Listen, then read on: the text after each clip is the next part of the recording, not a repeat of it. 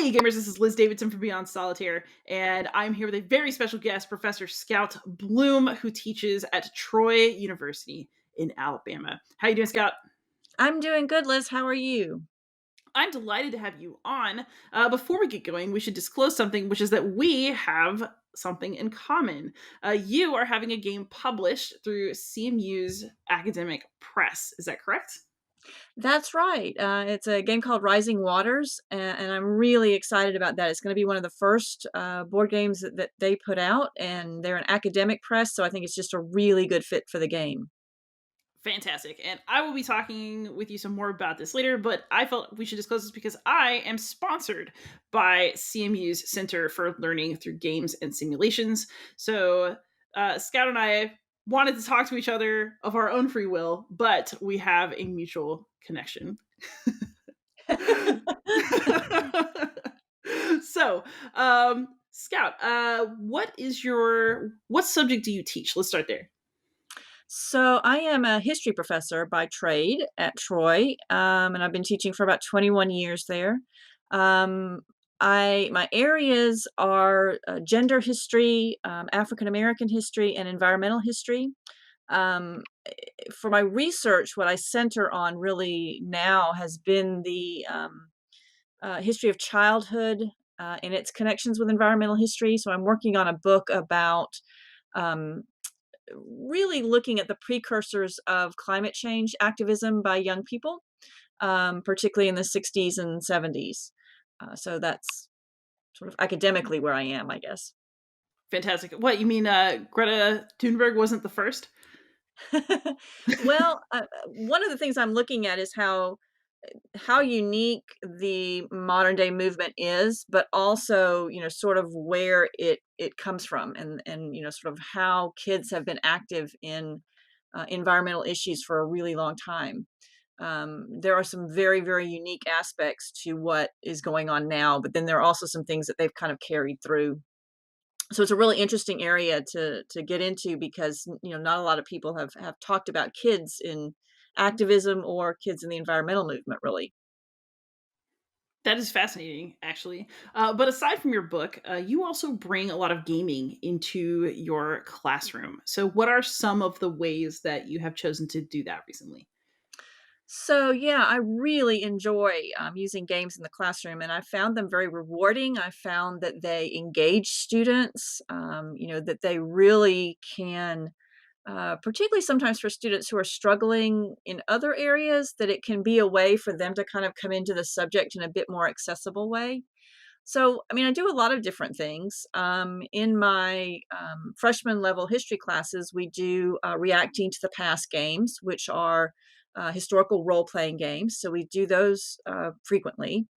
I have a class called History Through Games.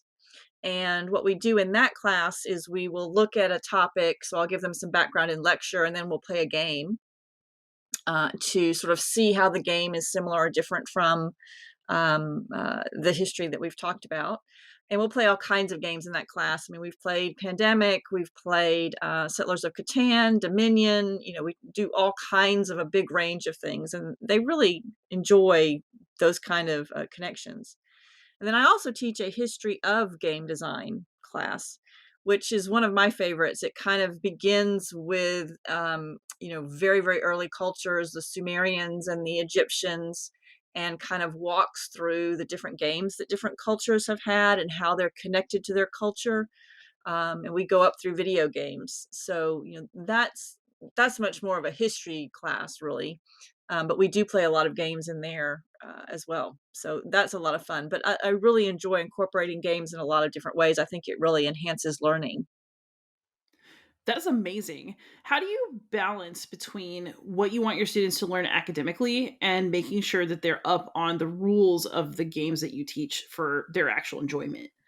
Yeah, that could be kind of a challenge because sometimes what you get are students who think history through games is all we're doing is playing games and I don't have to learn anything. So there is a balance there, and you sort of have to be upfront with them about, this is a learning class too. We are going to be learning content. One of the things, we have lectures that I do over certain topics, Like when we play Catan, I will do a building blocks of civilization lecture. So we talk about sort of what makes a civilization. Um, and we'll have maybe a notes quiz over that to make sure that they're focused and staying on topic with, taking notes at the lecture. We might do something that sort of has them do worksheets where we're kind of filling out different criteria for different civilizations like Egypt and China and those kinds of things. For the games in particular, one thing I found really helpful, I always post the rules for the kids, but I also post videos. So, how to play videos or reviews, they're required to watch those. And then I also have them take just a little quiz, which is a really straightforward, simple quiz, but it's just to sort of verify that they've done that work and, are ready to come to class and play the game. And the reason that I find that really effective is one year I didn't do it. And because I was thinking, well, I'll just trust them to, find the rules for themselves and, go over the video for themselves. And we were playing Axis and Allies, which you might imagine what's going to happen. They get into class, and of course, none of them have watched the video. None of them have looked at the rule book. And Axis and Allies is it's a fairly light war game, but it's a war game, and it has a lot to it. So they spent the entire class period setting the game up because they had no idea what was going on. And there were a couple of kids who had actually, done their work. And so that was incredibly frustrating. So, one of the things that I found is that they do need to be sort of pushed into making sure that they're preparing for those games. I think that's a real balancing act.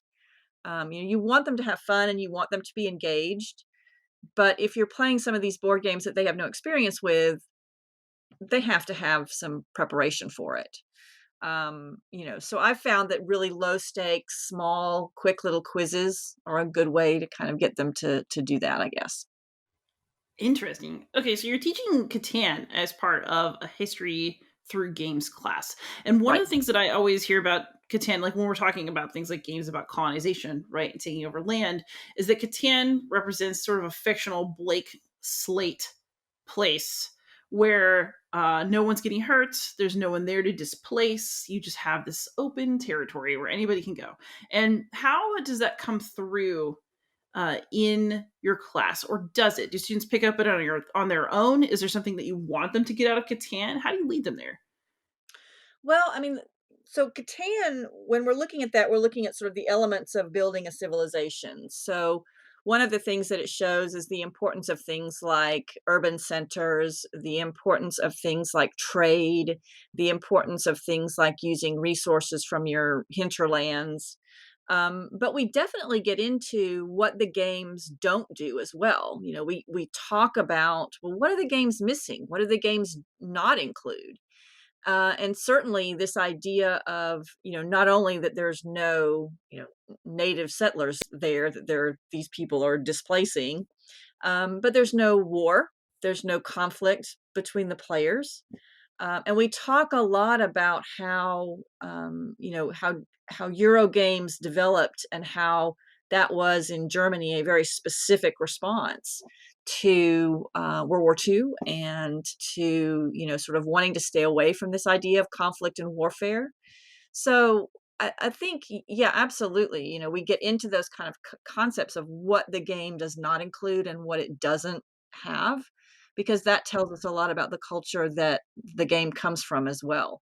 So we can get not only these ideas about how the game is portraying and remembering history, but also ideas about what does it say as a primary source about, you know, early 2000s Germany or, 1990s Germany or whatever. So absolutely. And, those kind of issues of representation are a key component of the class. Absolutely. Have you ever offered your students a game that they felt uncomfortable playing? Um, we talk about games like that, but we really haven't particularly played one. Like we talk about Brenda Romero's Train, which, if you're familiar with that game, is a game, and really her games are almost as much art as they are game design. I mean, they're these very, very powerful sort of messages. And Train in particular is about the Holocaust, where you're playing the game, but it's not until the end that you realize that you're sending people off to concentration camps, really. So we talk about games like that and about how games can deal with uncomfortable topics, how games can teach about different things. I always tell my students it's like movies. You know, you might one day want to go see a comedy. You might one day want to go see something really serious that makes you start crying. And games can be like that. You know, they're board games, role playing games. They can elicit different emotions, and that's fine. And you know, that's a good thing. Um, we haven't really. I'm trying to think if we've played any games that make people uncomfortable, particularly. I've been wanting to incorporate Freedom, which is a game about the Underground Railroad, but have not yet done that. Um, we kind of ran out of time this semester.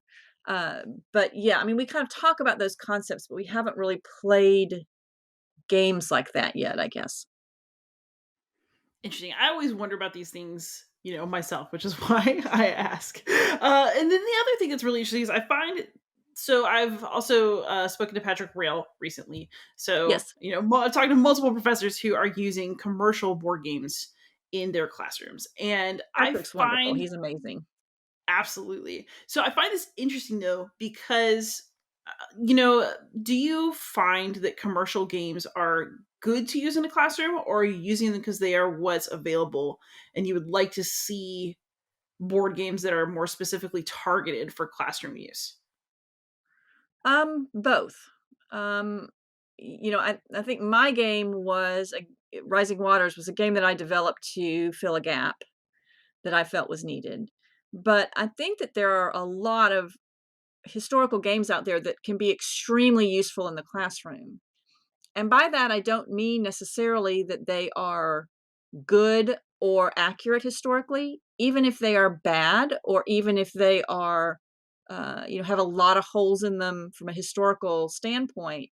I think that can be really, really useful in the classroom to be able to point out to them that, hey, look at what this game is missing and let's talk about why it's missing that. Or, let's look at why Puerto Rico has quote unquote colonists and not, people who were slaves who were really laboring.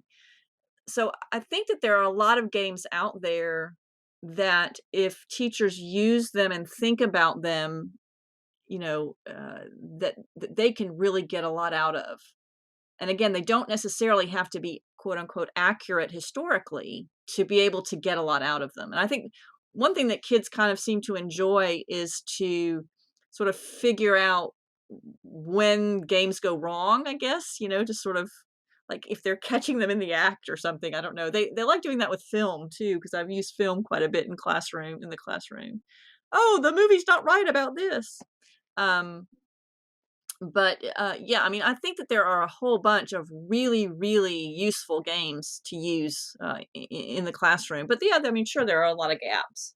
Um, I think, I was involved with the Zenobia Award contest this past year, and that really showed in just a million cool ways how many gaps there are and how amazing games can be when you diversify designers. When you start bringing in people who are not considered typical, white male designers, the topics and the kinds of things that you'll get games on are just phenomenal. And I am so looking forward to a lot of those games to be able to use them in the classroom. I mean, it's just very, very exciting to see some of those topics come out.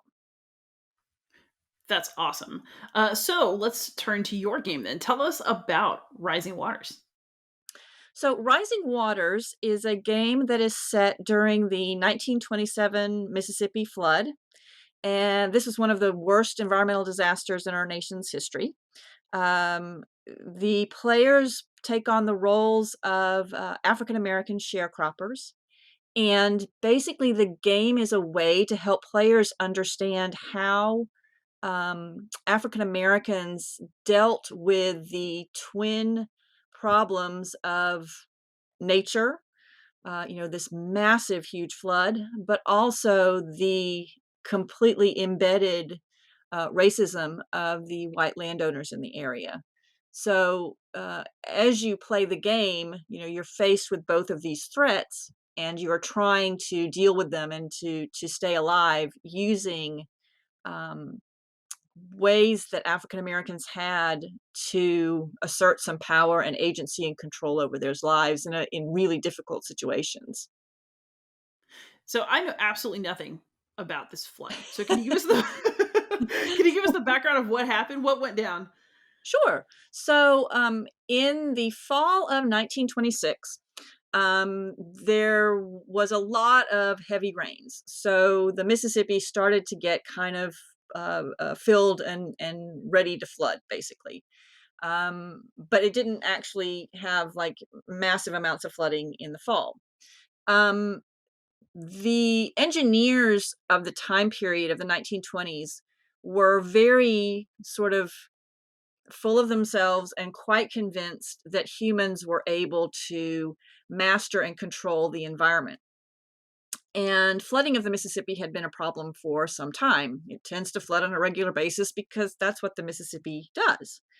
But that can jeopardize a lot of those really big money making crops, particularly cotton, in the area, and that needed to be controlled. So engineers felt that they needed to control the river in order to make sure that those crops got protected. The solution that they landed upon were levees, which are basically sort of built up areas of land on the edges of the river to sort of keep the river contained. And this was really the only thing that they had to control the flooding, the spillage of the river all up and down the Mississippi. It got to the point where the Mississippi River, you have these levees, the river is actually flowing above the level of the ground, basically. The ground is about 10 feet below where the river is flowing. You would have to look up and you could see boats going by. And this creates a huge problem in the spring of 1927 when there are just massive amounts of rain. And the rain inundates some of the tributaries that run into the Mississippi. And then the Mississippi levees are just breaking all over the place because they're not really built to deal with these things like that at that level. There are points the Mississippi gets so flooded that it's 60, 70 miles wide in places, the river is. You have hundreds of thousands of people who are displaced by the flooding in the spring. It's just a tremendous human catastrophe as well as a natural one. And the main people who suffer, there were obviously white people there, but they got very much preferential treatment. The African Americans who were in the area suffered at far, far greater levels than whites, and just had to go through really completely devastating kinds of conditions during the course of this flood. So So how in the game? So you've explained why African Americans are the primary actors in this game. How did you ensure that you were telling their story correctly and reflecting it in ways that were sensitive?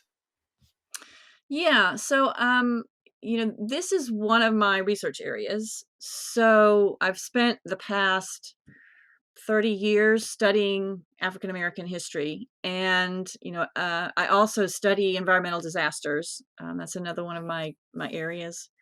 My first book was on an environmental disaster called Love Canal, which was more man made than natural. One of the things that I really figured into the game was, and that I really wanted to come out, was a sense of African Americans as having a sense of agency and power and control over their lives. And we see these kind of elements, with slavery and then throughout that Black people had ways of resisting and had ways of being empowered. So in the game, one of the things that you do is there are worker cards, and these worker cards represent different levels of power or agency for African Americans. So there are family cards, there are garden cards, farm animals, church, the blues, which was really developing at the time. And there were hundreds, not hundreds, but there are many, many, many blues songs written about the Mississippi flood of 27.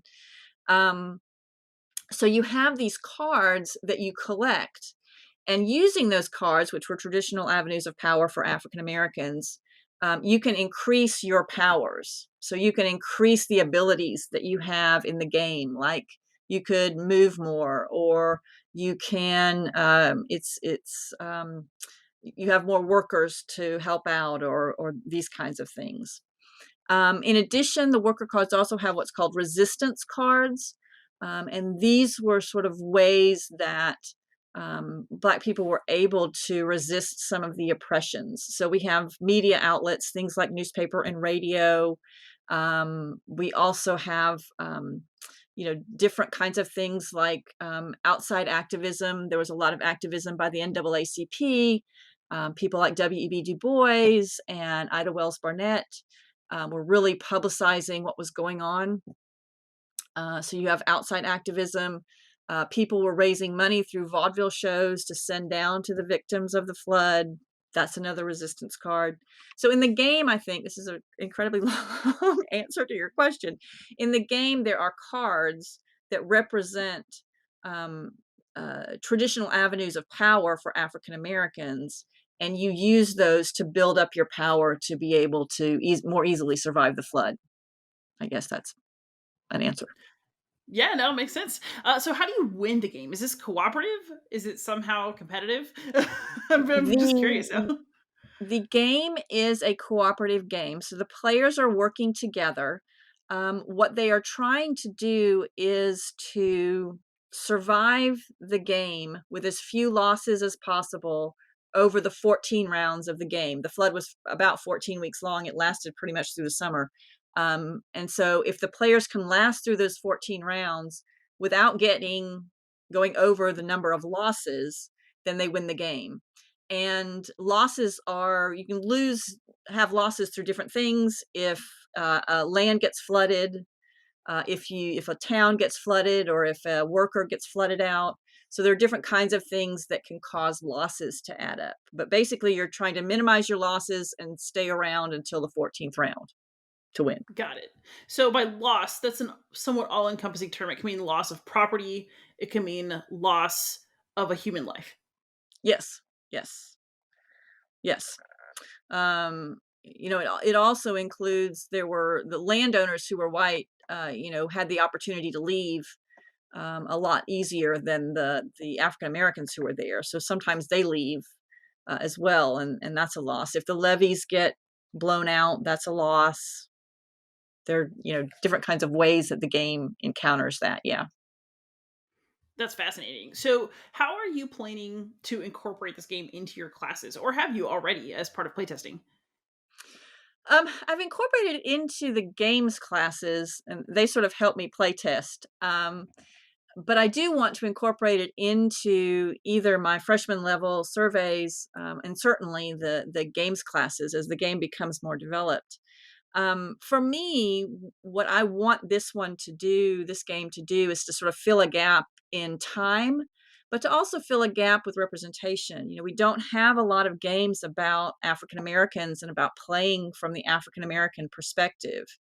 Mario Keel has an amazing Rap Gods, the uh, kind of based on the music industry game, which is just fantastic. Um, but this game, I want it to fill a gap in sort of where people teach, and centering the African American experience, but also thinking about the game as representative of the 1920s. Certainly we think of the 20s as the jazz age, and people dancing the Charleston, but there were a lot of other things going on, and one of the key things too is you can see this event as a precursor to the Great Depression, which of course starts 2 years later. Um, the president, of the United States at the time and Congress refused to help at a federal level with aid. All of the aid for the flood was done privately through the Red Cross. And the Red Cross refused to sort of put any sort of limitations on the states. The states were in charge of how that aid got distributed, which, as you can imagine, in Mississippi, was done in a very racist way, Jim Crow system kind of way. Um, but one of the things that I think it shows is this reluctance of the federal government to intervene in a national disaster, which of course is the exact same thing that happens during the Great Depression early on with Hoover, and that you know it was a disaster both times. Basically, it didn't work both times. So I see this game as a way to show African American lives during the 1920s and how different they were from the preconceived notions we have of the 20s, but also to sort of think about, well, and to think about ideas of racism and how those manifest and what can happen as a result of racism, but also to think about the role of government in society, and how having blinders on about what our responses are to problems can be very, very problematic for the people who are involved in some of these crises. That's fascinating. And so emotionally, I mean, the thing about games, right, is they can teach, but they also make you act and they make you feel. What emotional responses have you gotten from your students so far, and are you hoping to elicit from future players of your game? I think one of the things that the game does communicate pretty well is this is a sense of urgency to try to deal with the flood, and because the game is round based, at the end of each round more weather comes, and that generates higher levels of water and flooding. So there is this sense of sort of dread and worry about, oh my gosh, what's going to be next, and what's going to be flooded, how can we fix that, so there's this sense of tension as the water levels rise and build up as you go through the game. And that's something, I'm kind of excited about, that people kind of get into it that way. um what I really want people to get out of it, though, too, is the arbitrariness of racism, and the unjustness of it as well. There are cards that come up randomly, that indicate different things the white landowners are doing. And I want people to get a sense of the unfairness of that kind of a system where you don't really know what's coming or when it's coming, and you are having to deal with those kinds of threats and racism on a daily kind of basis, and that it requires some kind of sacrifice on your part to deal with those kind of arbitrary um, uh, you know uh, enforcemements of racism and stuff. So yeah, I guess that those are really the key things that I want players to get out of it, and I have been seeing them, seeing players sort of being able to understand that in different ways. So that's very cool. That is, I actually would really like to play this myself now.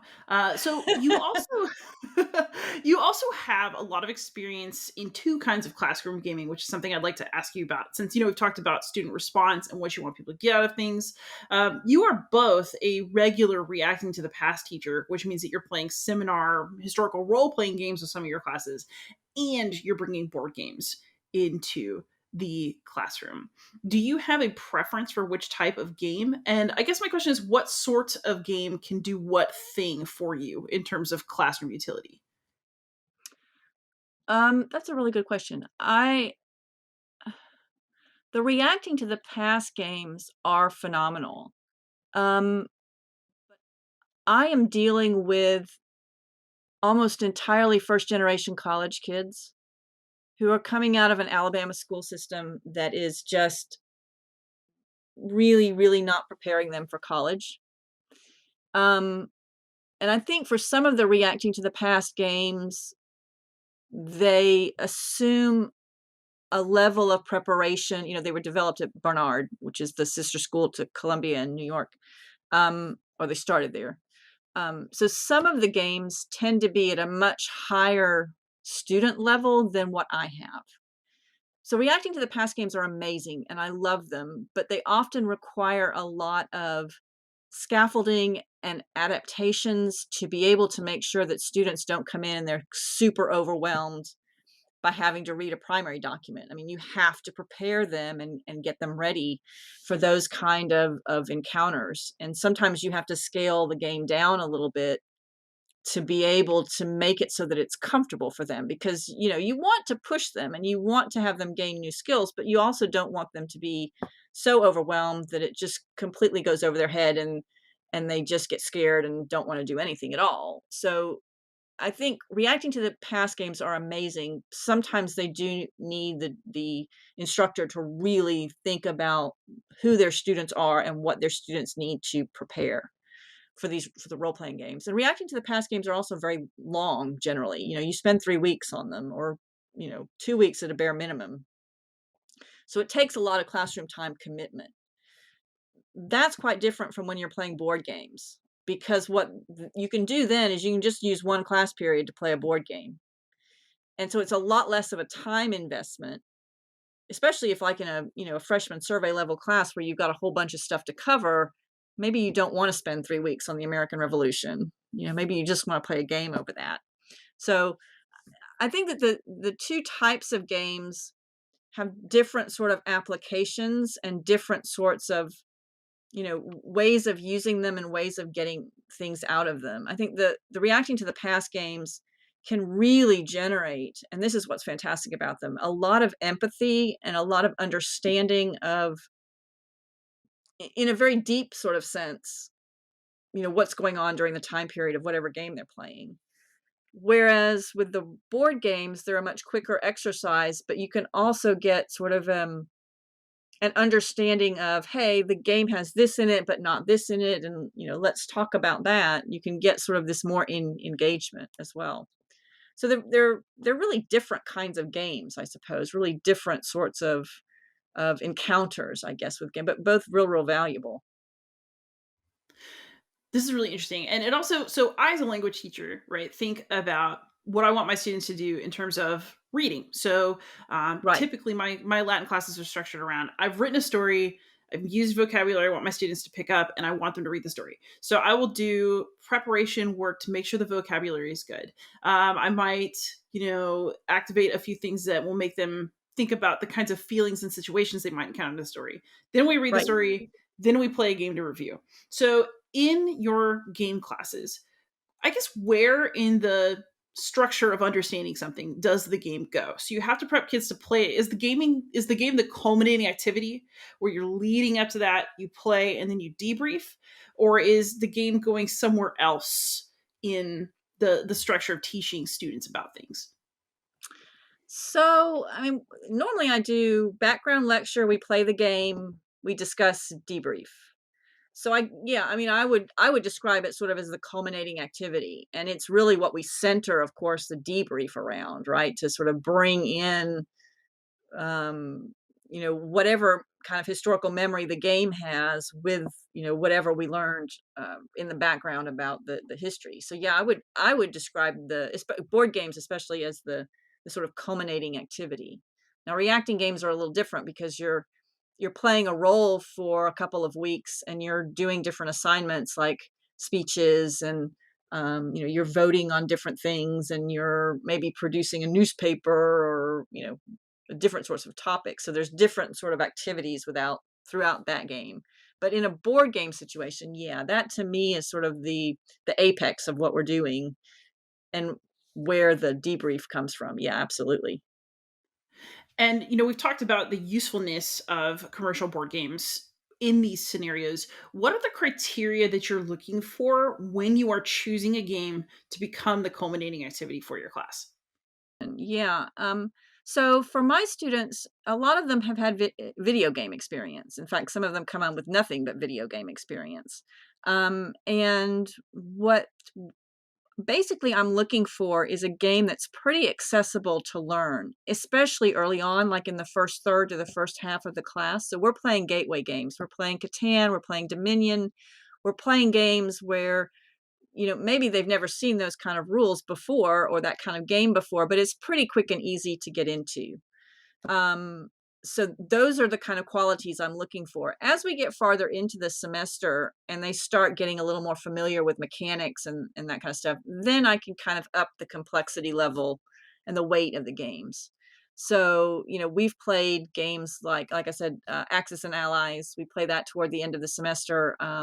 We play Pandemic, which, is not really that much more of a complicated game, but I think the idea of cooperation is something new to them when they're playing games often. Um, so I think complexity level to me is one of the big things that I look at for when I can introduce it. Like I wouldn't want to introduce, there's a really good game called Wendake, which is about Native Americans. It's from their perspective about the 7 Years War, and it's kind of interesting because it is sort of um, built around their cultural sort of ideas. But I would never do that right at the beginning of the semester because it's very very heavy, and I think that that would be too much to sort of throw the students into. So honestly, one of the first things I look at is complexity level and sort of where it's going to fit within my um, structure of the chronology of the class. Excellent. That makes sense. And I'm assuming that you also sometimes at least choose for fun level. I mean, I'm assuming the students are having fun with these games as well.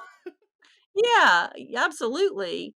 And one of the games that the kids love that we do play early on in the semester, or at least in the first half, is Ticket to Ride.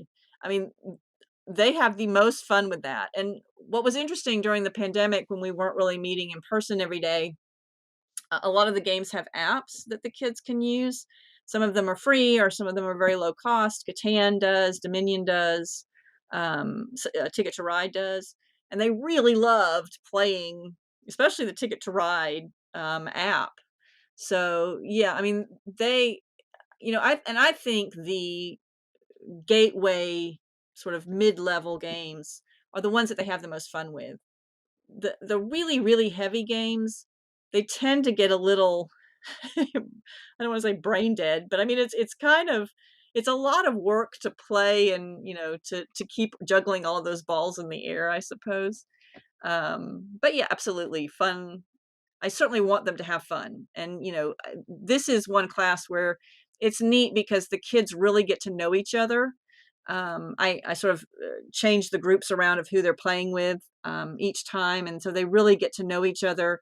They have a lot of fun laughing. I've had like classes of kids where at the end of the semester they're still laughing about what happened in Catan and someone hoarding sheep or something. It really enhances the relationships that the kids have too. So that's cool. That is great. And yeah, I also find that if I'm going to talk about a challenging topic, I really like to do it with people that I know and trust. Do you Right. find that games also sort of prime the pump for your students to get real with each other because they know how to play together? Yeah, and I think it certainly makes students who might not have been comfortable talking able to communicate in class better. And feel like they can say something. A lot of my students are always very concerned about saying something wrong or being laughed at for some reason, and I try to create a comfortable environment. But once they've been playing games with each other and laughing and having fun, I think that that makes it a lot easier. I had one student this past semester he was very quiet, very reserved. Um, but he really started to, once he got comfortable with the other kids in the classroom, to contribute to class discussions a lot more. And he really really was having some fantastic points that he was bringing up. When early in the semester he was not saying anything and sort of very hesitant to talk. But yeah, absolutely. That's fantastic. So, a softball question for you: what games are you having fun with right now? Because you got to be a gamer to enjoy games. Oh, I know. I always tell my students, if you're gonna one of the projects we often do is that they design a historical game. And I always tell them, you have to play a lot of games to design games. You have to sort of know the vocabulary of games to be able to do that. Honestly, my favorite game, period, is Pandemic. I mean, I I think I draw a lot from that game in my own design and sort of thinking about game design and how, that one's just been very, very influential for me. And I really like cooperative, sort of the aspect of cooperation in games rather than competition. Um, I'm looking around at my games and trying to figure out which ones we've been playing recently. Um, One of my sort of side research areas has been with environmental games. So I've been playing some of those recently, and I've been enjoying some of those. So things like trekking the national parks, endangered, I guess games like that. I've been having a lot of fun playing. Fantastic. And so, if Yeah. people have questions for you about your work, which is definitely fascinating, where can you be reached online? So through email, my email is just scoutblum, SCOUTBLUM at gmail.com. Reach me there is amazing. Or I'm on Twitter as well, just at Scout Bloom. So either way is fine. And I would love to hear from people if they have questions or comments or want to learn more about rising waters. I am happy to talk to everybody about that. Fantastic. And everyone who listens, you probably know you can find me anywhere as Beyond Solitaire. Thank you so much for listening. Scout, thank you so much for coming on. This has been great. Oh, thank you, Liz. I appreciate it. I'm so glad I got to do this. Leave us some comments, leave us some likes, and happy gaming, everybody.